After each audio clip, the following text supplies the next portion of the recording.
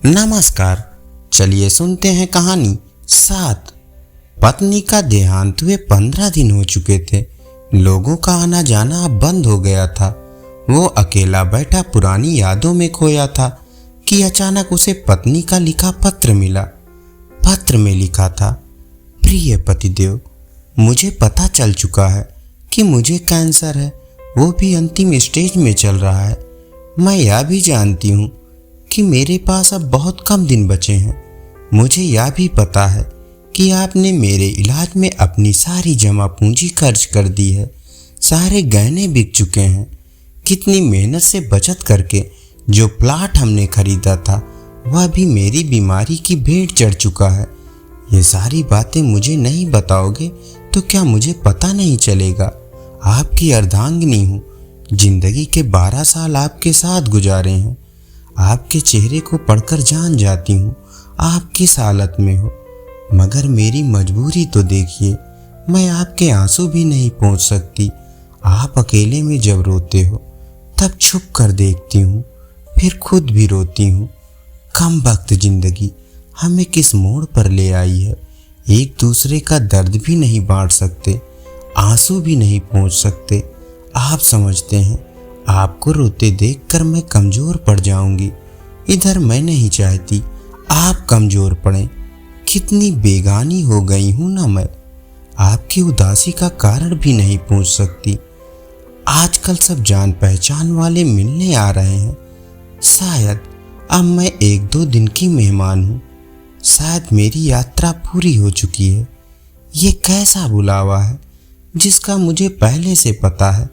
मुझे मरने से डर नहीं लगता। डर लगता है आप कैसे सह पाओगे मेरी जुदाई। शाम को घर आते ही मुझे तलाश करते हो, मगर अब मैं घर में नहीं मिलूंगी। कलेजा मजबूत कर लेना। जानती हूँ बहुत मुश्किल होगा आपके लिए मुझे भूलना। 2 दिन मायके चली जाती हूँ तो पीछे पीछे चले आते हो।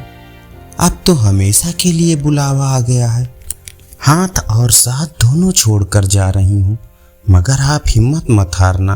बच्चे अभी बहुत छोटे हैं, उनसे कहना मम्मी भगवान के पास गई हैं, जल्दी लौट कर आएंगी। मेरे चले जाने के बाद बिल्कुल भी मत रोना। कलेजे को पत्थर कर लेना।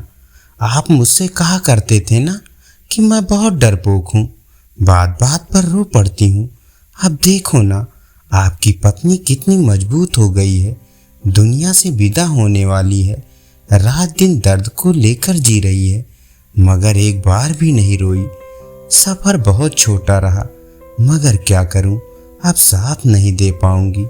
इतना प्यार देने के लिए शुक्रिया। मेरे सारे नखरे उठाने के लिए शुक्रिया। मुझे टूटकर चाहने के लिए शुक्रिया। जानती हूँ आपको मेरी लत लग गई है।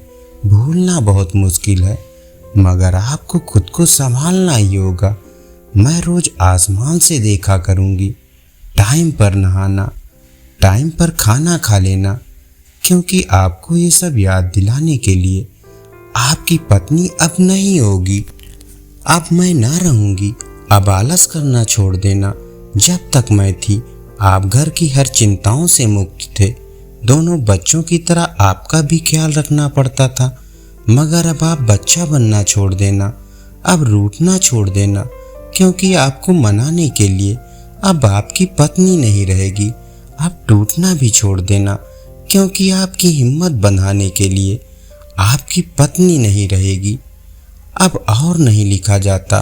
हाथों में दम बिल्कुल भी नहीं है, फिर भी लिख रही हूँ। आप 2 दिन से सोए नहीं थे, इसलिए आज गहरी नींद में सो रहे हो। मुझे लिखने का वक्त मिल गया, मगर अब मैं लिखना बंद करके आपको थोड़ा सा निहारना चाहती हूँ।